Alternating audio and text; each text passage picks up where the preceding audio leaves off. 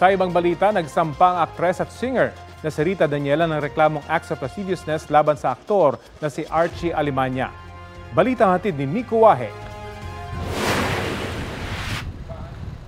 Kasama ang kanyang abogado at kanyang kuya, nagtungo sa prosecutor's office ng Bacoor, Cavite ang singer at aktres na si Rita Daniela.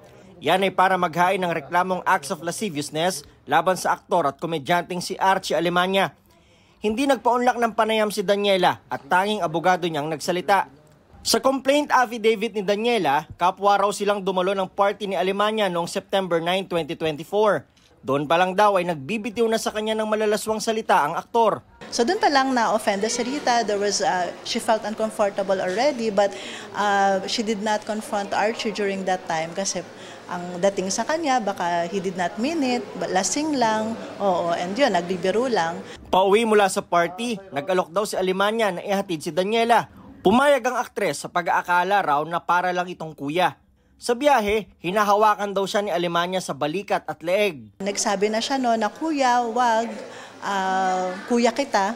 So kasi nga, Rita was treating Archie as an elder brother. Pagdating sa tapat ng kanyang bahay, puwersahan daw siyang hinalikan sa labi ni Alemania. Nagpumiglas daw si Daniela, pero niyakap siya ng mahigpit ni Alemania, saka pinaghahawakan ng masiselang bahagi ng kanyang katawan. Dito na raw naiyak si Daniela hanggang sa makalabas ng sasakyan. She was forced and he was kissed by Archie that time. And then there was also touching that happened, like yung masaselang bahagi ng katawan niya, like breast was also being touched during that time. Nag-text daw si Alemania para humingi ng tawad sa nangyari at lasing daw siya noon. This is not easy for Rita, no?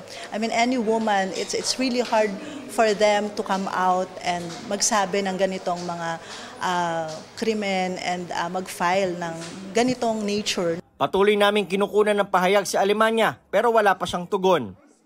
Nico Wahe, nagbabalita para sa GMA Integrated News.